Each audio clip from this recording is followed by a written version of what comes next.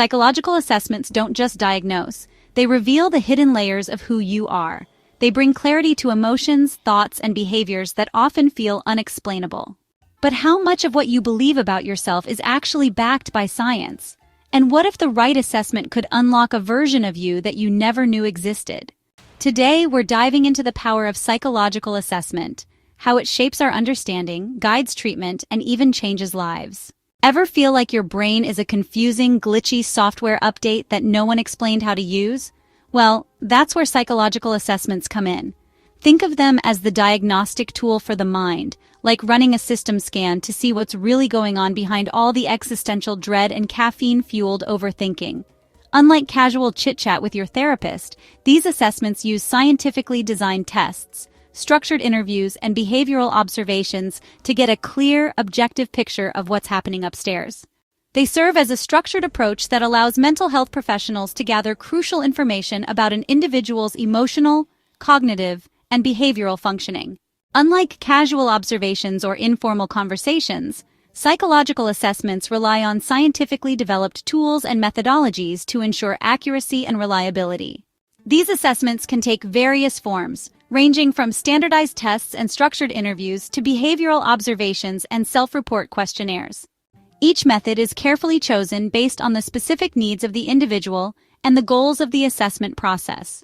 At its core, psychological assessment differs significantly from a simple clinical interview. While interviews allow therapists to build rapport and gather subjective narratives, assessments offer a more objective and data-driven approach to understanding mental health conditions. A therapist might listen to a client describe feelings of sadness and hopelessness, but an assessment tool, such as the Beck Depression Inventory, can quantify the severity of those feelings, providing a clearer picture of the person's emotional state. In clinical practice, these two approaches often work in tandem, with assessments supplementing the more qualitative insights gained through interviews. The types of assessments used in mental health are as varied as the conditions they seek to measure. Cognitive assessments, such as intelligence tests, evaluate an individual's reasoning, memory, and problem-solving skills. Personality assessments, like the Minnesota Multiphasic Personality Inventory, explore patterns of thinking, feeling, and behaving that define a person's personality structure. Neuropsychological assessments examine how brain function impacts cognition and behavior, often used in cases of traumatic brain injury or neurodevelopmental disorders. Meanwhile, symptom-specific assessments focus on identifying and measuring the severity of particular mental health conditions, such as anxiety, depression, or post-traumatic stress disorder. The process of psychological assessment plays a crucial role in diagnosing mental health conditions. A diagnosis is not merely a label. It provides a structured framework that helps clinicians understand the nature of a person's struggles and how best to treat them. When assessing for conditions such as attention deficit hyperactivity disorder, clinicians may use a combination of clinical interviews, behavioral observations, and standardized tests like the Conners rating scale. Similarly, for mood disorders like bipolar disorder, assessments might include mood charts, structured diagnostic interviews, and self-report measures that capture fluctuations in emotional states. These tools ensure that diagnoses are based on evidence rather than subjective impressions alone. And no, they're not just BuzzFeed quizzes with fancier words. One of the most important distinctions in psychological assessment lies between standardized and non-standardized tools.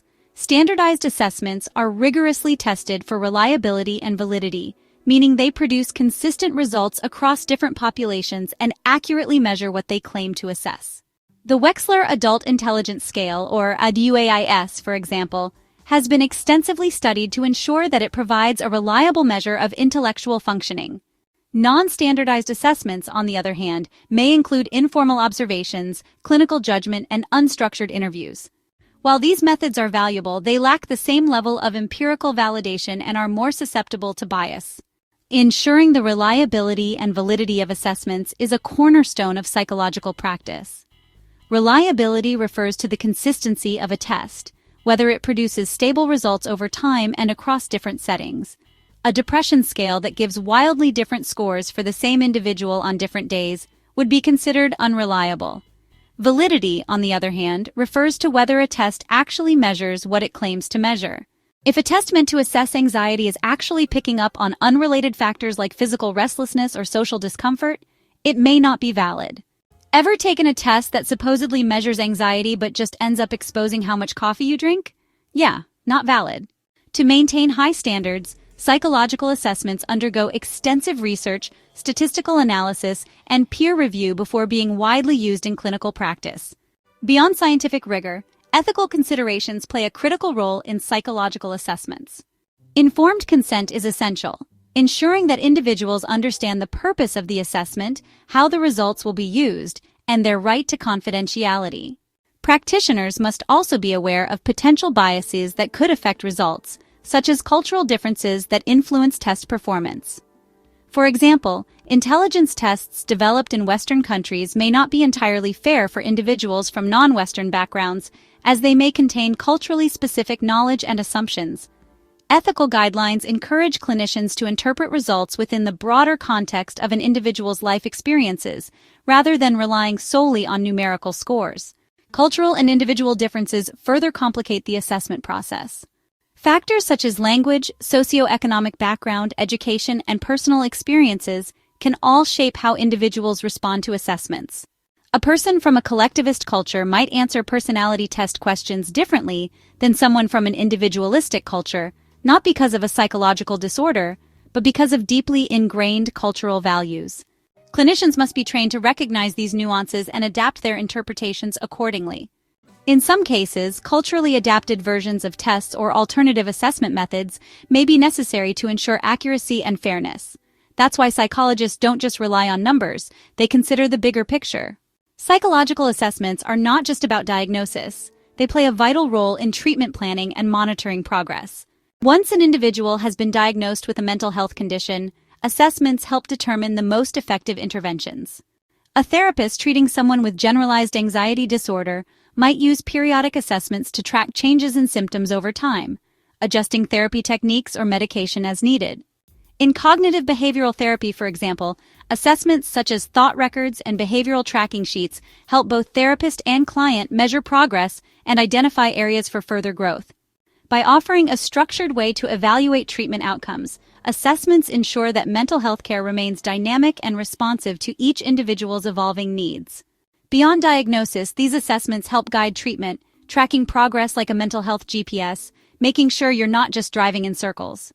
Ultimately, psychological assessment is a powerful tool that bridges the gap between subjective experience and objective measurement.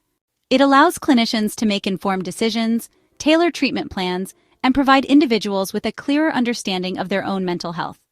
While assessments are not without their limitations, when used ethically and thoughtfully, they offer invaluable insights that can lead to more effective and compassionate mental health care. In a field where precision and empathy must coexist, psychological assessments serve as both a science and an art, helping to illuminate the complexities of the human mind. I'll leave you to discuss in the comments. Have you ever taken a psychological assessment and did the results surprise you? Support us by subscribing if you haven't already. Take care of yourselves, take care of your loved ones, and I'll catch you soon in another video.